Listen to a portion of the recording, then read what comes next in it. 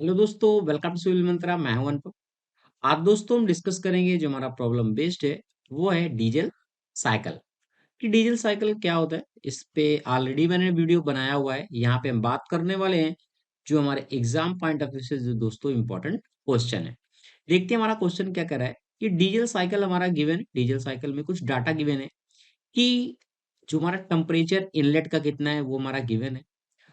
Temperature after compression कितना है वो भी हमें गिवन है। और maximum temperature in a cycle कितना होता है वो भी हमें गिवन है। और एडियाबेटिक एक्सपेंशन कितना होगा वो टेम्परेचर हमें गिवन है। और इसके बाद हमें पूछ रहा है कि फाइनल इसकी इफिशियंसी क्या होगी।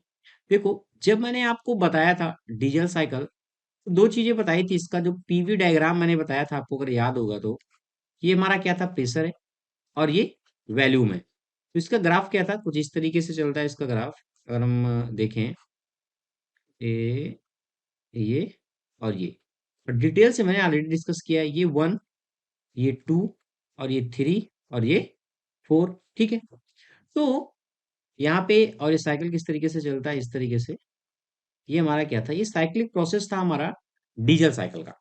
तो यहाँ पे क्या है, ये सारी चीजें किस तरीके से गिवन है वो देखो। यहाँ पे बात कर रहा है, अगर मैं डिनोट करूं यहाँ पे, कि T1 T1 कितना है, कह रहा है कि 27 डिग्री सेल्सियस है। इसको क्या करेंगे, हम कैल्विन में चेंज करेंगे।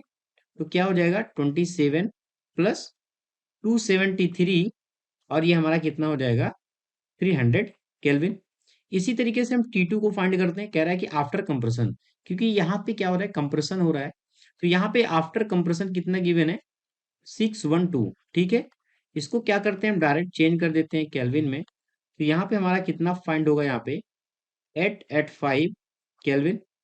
इसी तरीके से हमारा T3 गिवन है। कह रहा है कि maximum temperature in the cycle, maximum temperature हमारा कितना है T3 पे। तो कितना है, ये कह रहा है कि 1275 प्लस 273, क्योंकि हमें चाहिए क्या, केल्विन में चाहिए। तो यहाँ पे कितना हो जाएगा, ये हमारा हो जाएगा केल्विन में।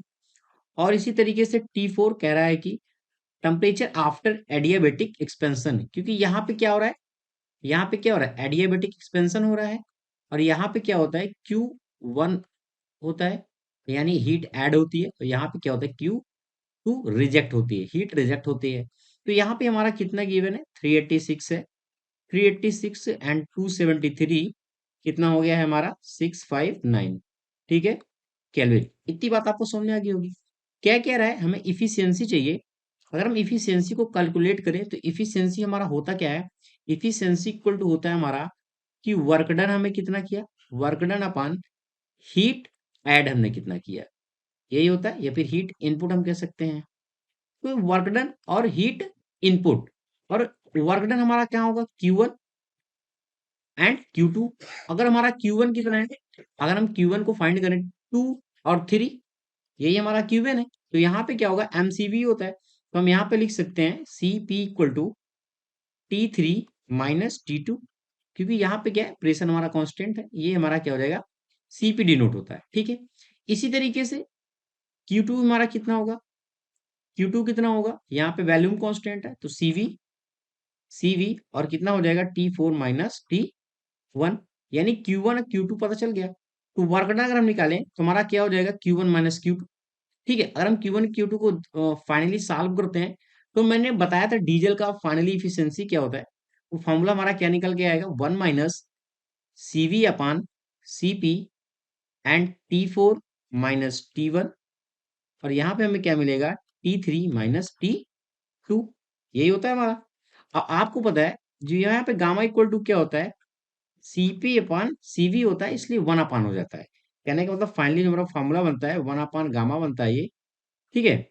और यहाँ पे क्या हो जाएगा, यहाँ पे हो जाएगा T4 माइनस T1 अपान T3 माइनस T2। ओके। अब देखो, सारी वैल्यू को स्लो करो, सारी वैल्यू को पुट करते हैं। 1 माइनस, यहाँ पे एयर के लिए कितना हो जाएगा, 1.4 हो जाएगा। सारी वैल्यू को पुट करो। T4 हमारा कितना गिवन है, 659। यहाँ पे T1 कितना है, 300। ये हमारा हो गया 300। T3 कितना है, ये T3 हमने रख दिया। और ये T2 की वैल्यू गिवन है, ये हमारा हो गया T2 की वैल्यू। ठीक है। अब क्या करना है, इसे कैलकुलेट करना। कैलकुलेट करने के बाद जो आपको फाइनली आंसर आएगा वो आएगा 612। हमें परसेंटेज में चाहिए, तो कितना हो जाएगा, ये हमारा फाइनली हो जाएगा आंसर जो हमारा क्वेश्चन पूछ रहा है। इस तरीके से अगर हम थ्योरी का हमारा पोर्शन सारा क्लियर दोस्तों, तो न्यूमेरिकल को भी आसानी से कर सकते हैं और यहाँ से हम नंबर गेन कर सकते हैं। Thank you watching this video दोस्तों। अगर वीडियो अच्छा लगा हो तो प्लीज दोस्तों चैनल को लाइक शेयर कमेंट आप जरूर करें। Thank you.